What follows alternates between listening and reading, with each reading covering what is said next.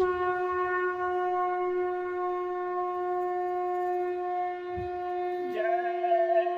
गुरुदेव। जय गुरुदेव। जय गुरुदेव। जय गुरुदेव। फागुन के दिन 4 होली खेल मनारे। फागुन के दिन 4 होली खेल मनारे। बिन कर ताल पखावज बाजे। बिन कर ताल पखावज बाजे। अनहद की झनकार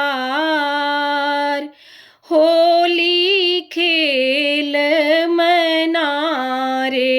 अनहद की झनकार होली खेल मनारे। बिन सुर राग छती सो गाए। बिन सुर राग छती सो गावे। रोम रोम रंग सार होली खेल मनारे। रोम रोम रंग सार होली खेल मनारे। शील संतोष की केसर घोली। शील संतोष की केसर घोली। प्रेम प्रीत पिचकार होली खेल मनारे। प्रेम प्रीत पिचकार होली खेल मनारे। उड़त गुलाल लाल भई बादल। उड़त गुलाल लाल भय बादल। बरसत रंग अपार होली खेल मनारे। बरसत रंग अपार होली खेल मनारे। घट के पट सब खोल दिए हैं। घट के पट सब खोल दिए हैं। लोक लाज सब डार होली खेल मनारे। लोक लाज सब डार होली खेल मनारे। होली खेल प्यारी पिया घर आए। होली खेल प्यारी पिया घर आए। सोई प्यारी पिय प्यारे होली खेल मनारे। सोई प्यारी पिय प्यार होली खेल मनारे। सतगुरु मेरे प्राणों से प्यारे। सतगुरु मेरे प्राणों चरण कमल बलिहार होली खेल मनारे चरण कमल बलिहार होली खेल मनारे फागुन के दिन चार होली खेल मनारे फागुन के दिन चार होली खेल मनारे जय गुरुदेव जय गुरुदेव।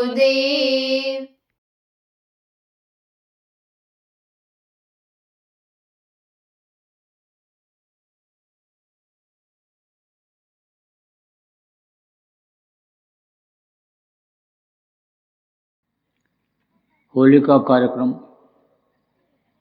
गुरु महाराज की दया से निर्विघ्न संपन्न हो गया। अब आप लोग अपने वतन की तरफ यहाँ से सत्संग सुनने के लिए आए थे, तैयारी कर रहे हो, जाओगे, लेकिन जाने के बाद कुछ समय निकालना है आपको। 24 घंटा वही गृहस्थी के काम में नहीं लगे रहना है। तो चीज़ों को हमेशा याद रखो। मौत सबकी आनी है, और कब आ जाए कोई भरोसा नहीं है, कोई ठिकाना नहीं है कि कब आ जाए। तो हमेशा परमार्थियों को अपनी हथेली पर मौत को रखना चाहिए। ये कहावत है कि हथेली पर मौत को रखो। हथेली किसको कहते हैं? हाथ को। ये इसका उपयोग हर काम में करता है आदमी, खाने में, टट्टी पेशाब में, कोई भी काम करता है तो इससे करता है और देखता है उस चीज़ को। तो हथेली हमेशा काम में आती है, और जो चीज़ काम में आती है सामने रहती है तो कहते हैं हथेली पर रखो मौत को। मौत याद आती रहेगी। तो आदमी का जो ये नशा है, काम का, क्रोध का, लोभ मोह अहंकार का, ये चढ़ेगा नहीं, और नहीं तो नशा चढ़ जाता है। धन दौलत का, शरीर बहुत तंदुरुस्त है, पहलवानी है, जवानी है, तो उसका नशा, कोई पद पोस्ट मिल गया, जगह मिल गई, ऊंची कुर्सी मिल गई बैठने को, तो उसका नशा सवार हो जाता है, अहंकार आ जाता है आदमी को, और फिर करा कराया सब गया जब आया अहंकार। एक महात्मा जी थे, उनके पास लोग जाया करते थे, और ज़्यादातर लोग अपनी समस्याओं को, दिक्कतों को, परेशानियों को लेकर जाते थे, और वो दया कर देते थे। निमित्त मात्र यानी दवा भी बता देते थे, क्योंकि जल्दी आदमी को विश्वास नहीं होता है, चिल्लाता रहता है दया करो दया करो दया करो। कुछ लोग तो यही सोच लेते हैं कि कई बार जब कहेंगे तब सुनेंगे, बार बार जब कहेंगे तब सुनेंगे। ऐसा कुछ नहीं, देखने से भी मालूम हो जाता है कि दुखी है कि सुखी है कि क्या है। अंदर की बात बाहर निकल कर आ जाती है। कैसे आती है? चेहरे से मालूम हो जाता है, आँखों से आंसू निकल आते हैं, अंदर की बात मुंह से निकलती है, तो पता चल जाता है। कोई जरूरी नहीं है कि मुंह से ही चिल्लाने से हो। तो जो जैसा पात्र रहता था, पात्र का मतलब जिसका भाव जिस तरह का रहता था, उसी हिसाब से उसको फायदा हो जाता था। तो एक राजा कुछ दिन के बाद रोगी हो गया, बहुत इलाज कराया, नहीं ठीक हुआ। तो किसी ने कहा महाराज, आप ही के राज्य में एक महात्मा जी रहते हैं, उनके पास लोग जाते हैं और वो कुछ जड़ी बूटी बता देते हैं, कोई पत्ती दे देते हैं, कुछ उपाय बता देते हैं कि जिससे फायदा हो जाता है लोगों को। तो राजा ने कहा भाई चलो। नहीं जाएंगे तो हमारे कोई संतान नहीं पैदा हो पाएगी, ऐसा रोग हो गया है, तो यह राजपाट ये किस काम आएगा, इसलिए चलना ही पड़ेगा। राजा गए। तो महात्माओं के यहाँ तो कोई राजा प्रजा का अंतर नहीं होता है, साधन सुविधा तो बनाते हैं। साधन सुविधा अगर न मिले, खाने को न मिले, रहने को न मिले, तो कोई क्या सुनेगा, क्या समझेगा। तो व्यवस्था तो रखते हैं, लेकिन व्यवहार में कोई फर्क नहीं रहता है।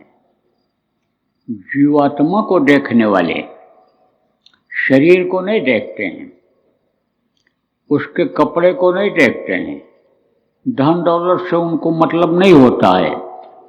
उनको तो जीवात्मा से मतलब होता है, जीवों से मतलब होता है, किस तरह का जीव है, क्या है, इसको वो देखते हैं। तो राजा को लोगों ने बिठाया। एक व्यवस्था होती है, घर की व्यवस्था, दफ्तर की व्यवस्था, आश्रम मठ मंदिर की व्यवस्था, तो उसको लोग देखते हैं। उठाने वाले, बैठाने वाले, सुलाने वाले, ये सब व्यवस्था बनानी पड़ती है। तो वहाँ पर वो लोग लग गए, उसी तरह से राजा का जो उनके पास व्यवस्था थी इंतजाम कर दिया। फिर राजा ने कहा मुझे मिलना है महाराज जी से। तो लोगों ने कहा ठीक है, मिलवा देते हैं। राजा ने कहा हमको रोग हो गया है, हमारे अंदर संतान पैदा करने की, औलाद पैदा करने की ताकत खत्म हो गई। तो महाराज जी हमको उपाय बताइए, कोई जड़ी बूटी दीजिए। तो बोले ठीक है, कल मिलेगी तुमको बूटी। तो जो जिस काम का लक्ष्य बनाता है और उसमें लग जाता है, यानी जो ये सोच लेता है, मोटी बात समझो कि हमको इसको करना है और करने के लिए लग जाता है, वो तो हो जाता है सफल। और जो लगता नहीं है उसमें देर लगती है, और ये कोई जरूरी नहीं है कि देर लगे तो वो काम हो ही जाए। तो राजा सुबह उठा तो इसी काम में लग गया कि महाराज जी ने कहा था कि कल देंगे दवाई, तो कल तो हो गया, चलना चाहिए। तो अपना गया और कहलवाया महाराज जी से। तो बोले ठीक है। तो महात्मा जी ने कहा ठीक है, उनको कहो अपना दैनिक क्रिया करें, यानी जो भी शंका है उसको मिटावें, नहाएं धोएं, और उसके बाद में यानी उनको दवा पिलाई जाएगी। महात्मा जी के वहीं कुटिया के पास में थोड़ी दूर के बाद जंगल था, जंगल में गए और जड़ी ले आए और राजा को बुला के बैठाया और जड़ी को बट करके तैयार किया और 3 गिलास पानी में उसको घोला। तो 1 गिलास पिलाया राजा को और 2 गिलास खुद पी गए। तो राजा को तो वो दवा असर करने लगी और राजा को कुछ वहाँ असुविधा भी हुई थी, क्योंकि महल में रहता था वो मोटे गद्दे और वो फूलों से जो सेज सजाया जाता था उसकी खुशबू आती थी, और वो तो आश्रम था, साधारण था। नींद तो अच्छी आई, आराम तो मिला, शांति जिसको टेंशन कहते हैं, यानी टेंशन नहीं रहा, शांति रही, अशांति नहीं रही, टेंशन नहीं रहा। लेकिन ये उसने महसूस किया कि उस तरह का भोजन नहीं मिला, रहने की सुविधा वैसी नहीं मिली, तो चला जाए। जैसे बहुत से लोग आते हैं, बस एक दिन के लिए सोचते हैं चलेंगे और दूसरे दिन फिर सटक जाते हैं, और अगर 1 दिन 2 दिन और रह लें तो अभी यही शरीर सेट हो जाता है। आप लोग देखे होंगे, अंदाजा लगाए होंगे, कहा है ना, भूख न जाने जूठा भात और प्यास न जाने धोबी घाट और नींद न जाने टूटी खाट। जब नींद आ जाती है तो लोग ये नहीं देखते हैं कि ये चारपाई टूटी है, ये जमीन पर हम सोए हैं, गद्दे पर सोए हैं कि चटाई पर सोए, कुछ नहीं, बैठे बैठे आदमी सो लेता है। और जब भूख लगती है तो चाहे 4 दिन की रोटी हो, ठंडी बासी जिसको कहते हो, नमक मिले न मिले, रोटी ही मिल जाए तो पुआ पकौड़ी मिठाई से ज़्यादा स्वादिष्ट लगता है। तो ये शरीर आदि हो जाता है।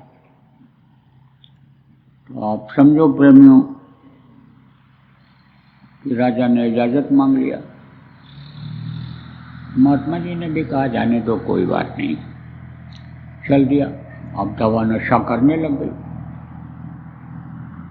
जब दवा नशा करने लग गई तो बोला हाँ, कामयाब है नशा। तो ऐसा करें कि ये नशा ख़त्म न हो जाए, तो या तो दवा और पी लें, अब या तो जड़ी ले लें, वहाँ बच करके पी लेंगे अपने यहाँ। फिर लौटा थोड़ी दूर जाने के बाद, बोला महाराज जी थोड़ी दवा या तो और पिला दो या तो जड़ी दे दो। तो बोले अच्छा। तो गए, फिर से जड़ी लाए और बट करके 6 गिलास बनाया और 2 उसको पिला दिया, 4 खुद पी गए। तो राजा गया, रात भर परेशान, एकदम कामातुर, पागल जैसा हो गया, इतना उसमें ताकत थी दवा में। तब उसने सोचा कि भाई हमने तो 3 गिलास पिया और हमें इतनी ताकत आई, और वो तो 6 गिलास पी गए, तो उनमें कितनी ताकत आई होगी। तो वो योगी नहीं हैं, साधु नहीं हैं, महात्मा नहीं हैं, वो तो भोगी हैं। बाहर से दिखावे का और अंदर कुछ बात और होगी। ये तो हमको हाथी के दांत लग रहे हैं, खाने के अलग दिखाने के अलग होते हैं। अब राजा अंदर अंदर नाराज हो गया, कहा ये तो महात्मा नहीं है, ये तो कलंक है हमारे राज्य के, और अगर कहीं इनकी गलती उजागर हो गई तो हमारी कमी मानी जाएगी कि तुमने देख रेख नहीं किया। और तुम्हारे राज्य में ऐसे भी लोग थे, ढोंगी लोग थे, जो साधु के वेश में ये सब काम करते थे। नाराजगी आ गई उसको और गया, और महात्मा जी पर बिगड़ गया और कहा अब तुम बताओ सही सही कि यह तुम हजम कैसे करते हो, कहाँ से ये ताकत जो आई इसमें, जरूर इसमें कुछ दाल में काला है, वो बताओ, नहीं तो सजा मिलेगी। महात्मा जी तो सुनते रहे, कहा ना कि और कोई आग हो तो आप हो पानी, और जान कर अनजान हो सोई है ज्ञानी। अगर कोई गुस्से में है बोलो ही नहीं, और बोलो तो ऐसी मीठी बात बोलो कि वो खुद पानी पानी हो जाए, उसका जो पारा है चढ़ रहा है एकदम डाउन हो जाए। ब्लड प्रेशर जो नपाए हो गए, देखे होगे उसको इसे दबाते जाते हैं, हवा भरते जाते हैं और पारा बढ़ता चला जाता है, और बस उसके बाद जहाँ उसका हवा खोले बस जहाँ वो पारा नीचे आ जाता है, ऐसे हवा निकल जाती है। किसकी? गुस्से की, क्रोध की। जैसा दूध उबल रहा हो, बाहर निकलने वाला है, 2 बूंद पानी डाल दो, ठंडा पानी डाल दो 2 बूंद, फौरन बैठ जाता है नीचे। ऐसे ही यानी राजा हो गया। तब बैठाया राजा को महात्मा ने और कहा, राजन मैंने गलती किया, और गलती अगर मैं न करता तो ये खरी खोटी बात सुबह सुबह ही मुझे सुनने को न मिल जाती, तो मैंने बहुत बड़ी गलती किया।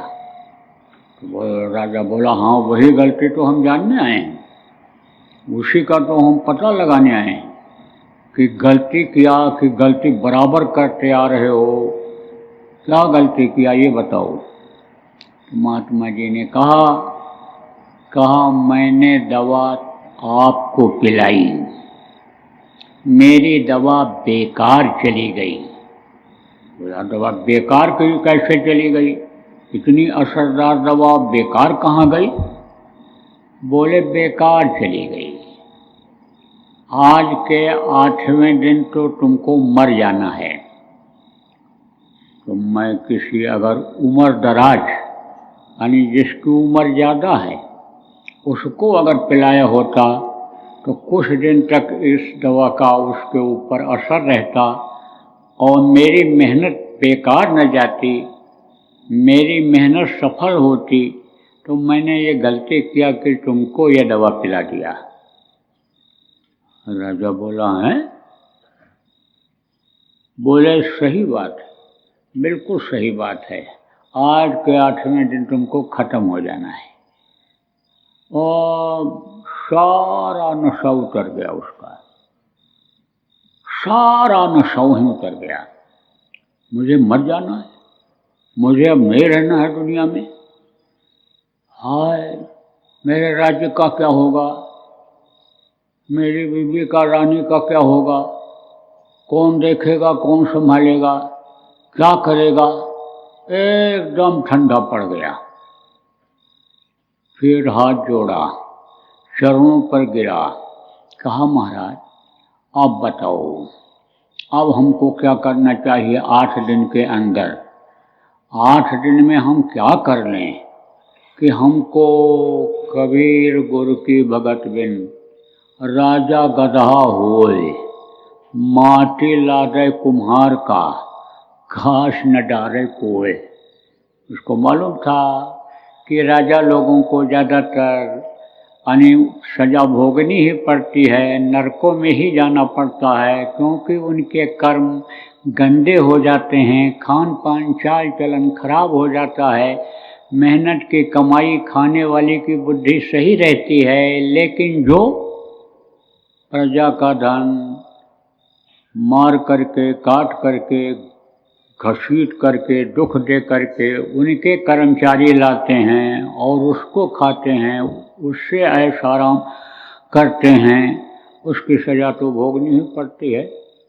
तो राजा तो सुनता भी रहता था, पढ़ता भी रहता था। तो पढ़ते भी हैं लोग, सुनते भी हैं, लेकिन भूल जाते हैं। आप लोग भी सत्संग सुनते हो लेकिन भूल जाते हो। भूलने वाली चीज़ तो भूल जाओ, लेकिन याद रखने वाली चीज़ को हमेशा याद रखने की ज़रूरत है। कहा, महाराज अब उपाय बताओ। तब महात्मा जी ने कहा बस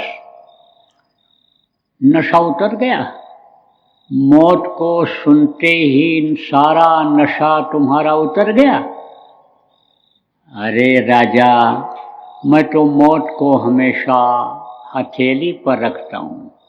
मौत को देखता रहता हूँ कि मौत मेरे सामने खड़ी है और कब मेरे पास आ जाए, कब इस शरीर को मुझे खाली कर देना पड़ जाए, दुनिया संसार से चला जाना पड़े। प्रेमियों, ये याद रखने वाली चीज़ है, रटने वाली चीज़ है कि भाई एक दिन दुनिया छोड़नी पड़ेगी, एक दिन संसार छोड़ना पड़ेगा, क्योंकि ये परिवर्तनशील है। यहाँ कोई भी चीज़ अस्थाई, जिसको परमानेंट कहते हो, है ही नहीं। यहाँ सब परिवर्तनशील है, बदलाव होता रहता है, एक के बाद दूसरा, तीसरा, चौथा।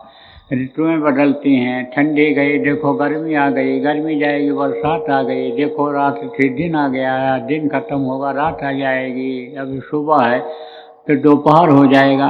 तो परिवर्तनशील है, तो परिवर्तन तो होना है।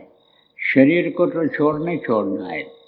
अब शरीर के रहते रहते कुछ और भी काम बना लें। यहाँ तो सब बनाने में आप लगे हुए हो, लेकिन कुछ वहाँ के लिए भी बनाओ जहाँ आपको जाना है। कहाँ जाना है?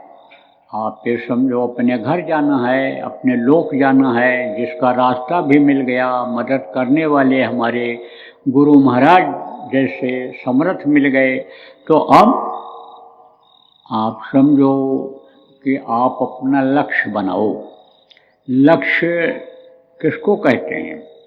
कहते हो ना कि हमको भाई घर बनाना है, हमको भाई ज़मीन खरीदनी है, हमको भाई दुकान खोलना है। लक्ष्य बनाते हो। लड़के को हमको पढ़ाना लिखाना है, एक लक्ष्य बनाते हो कि हमको यानी समझो कि ये अच्छा काम करना है। तो ऐसे ही एक लक्ष्य बनाओ, उद्देश्य में इसको जोड़ो कि हमको भजन करना है, भाव भक्ति करनी है, उसी तरह का इतिहास में अपना नाम लिखाना है। जैसे मीरा का नाम है, कबीर गोस्वामी का नाम है, पलटू नानक का नाम है, उस तरह का नाम हमको अपना भक्ति करके, भजन करके इतिहास में अपना नाम लिखाना है। देखो, एक से एक राजा हुए, महाराजा हुए, धनी मानी हुए, एक से एक आप देखो पहलवान हुए, बलवान हुए, एक से एक आप देखो अच्छे ओहदे वाले लोग हुए, लेकिन इतिहास में उनका नाम, जिन्होंने कुछ थोड़ा त्याग किया, दूसरों के लिए किया, अपनी आत्मा के उद्धार के काम को किया, दूसरे आत्मा के उद्धार के काम को किया, उनका नाम इतिहास में पहले आता है।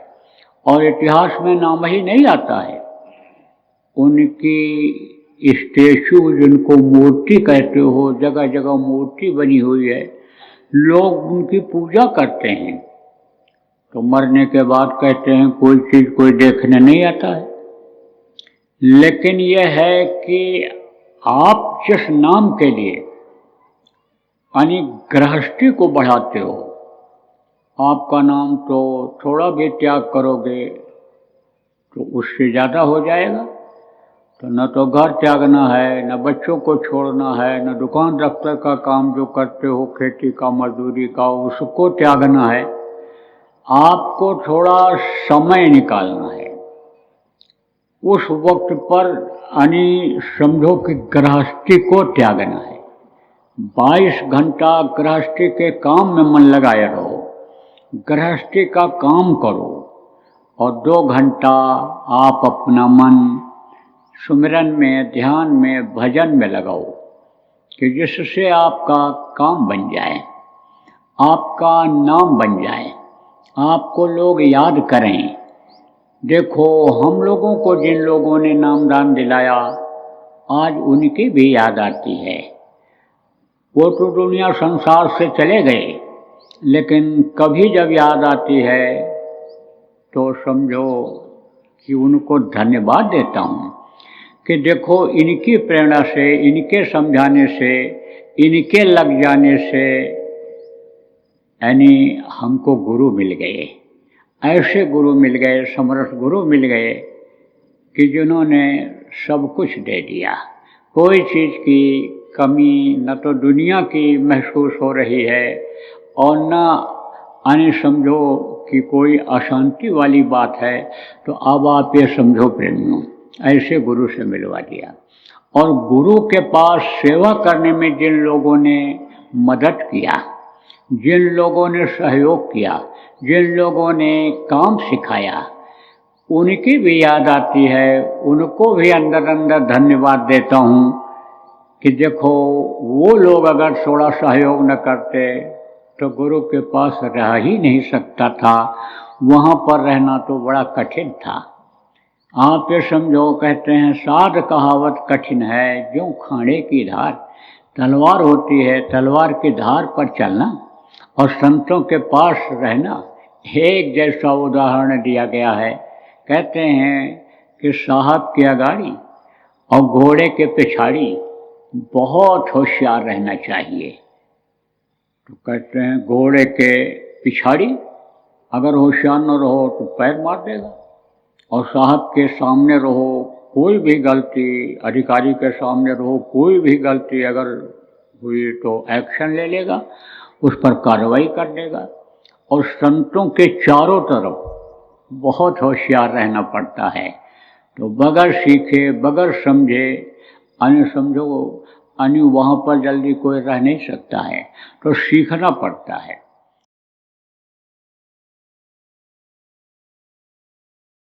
गुरु महाराज ने गुलाबी पगड़ी बंधवाई थी और पगड़ी को कहा था कि इसको संभाल करके रखना, यह गुलाबी कपड़ा है, और यह भी कहा था कि आगे काम आएगा। यह भी कहा था गुरु महाराज ने कि गुलाबी पगड़ी वालों की नज़र जहाँ तक जाएगी वहाँ तक कोई मरेगा नहीं। और बहुत लोगों ने परीक्षा लिया। कुछ दिन पहले देखो प्रेमियों, गुलाबी कपड़ा पहनने के लिए आप लोगों को कहा गया था। बहुत से लोग पहनते हैं, अब भी पहनते हैं, और अब भी पहनने का समय भी है। गुलाबी आप पहन सकते हो। गुलाबी कपड़ा बदन पर अगर रहेगा तो ये गुलाबी कपड़ा जलवा दिखाएगा, ये गुलाबी कपड़ा जान बचाएगा, वक्त पर ये काम आएगा। ये गुलाबी को भी आप समझते नहीं, लेकिन गुलाबी कपड़ा कोशिश ये करो कि कमर से ऊपर की तरफ ये रहे, और गुलाबी चीज़ों का इस्तेमाल ऐसी जगहों पर करो कि जो सम्मानित जगह हो। जय गुरुदेव।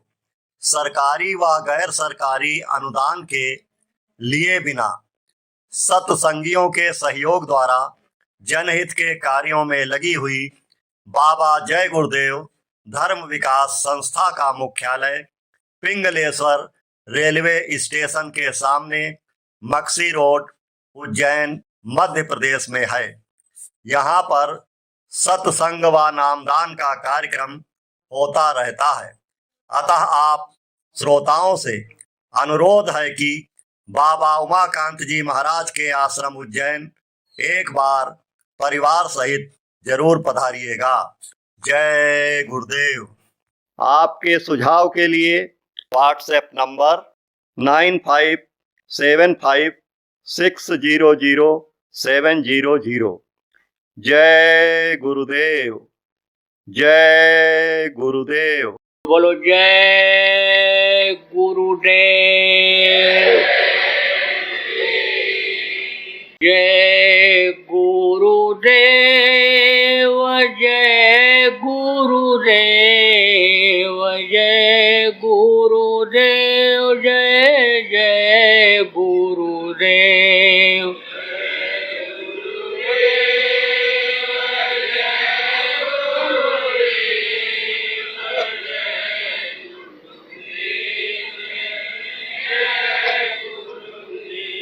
जय गुरुदेव। जय गुरुदेव। जय गुरुदेव।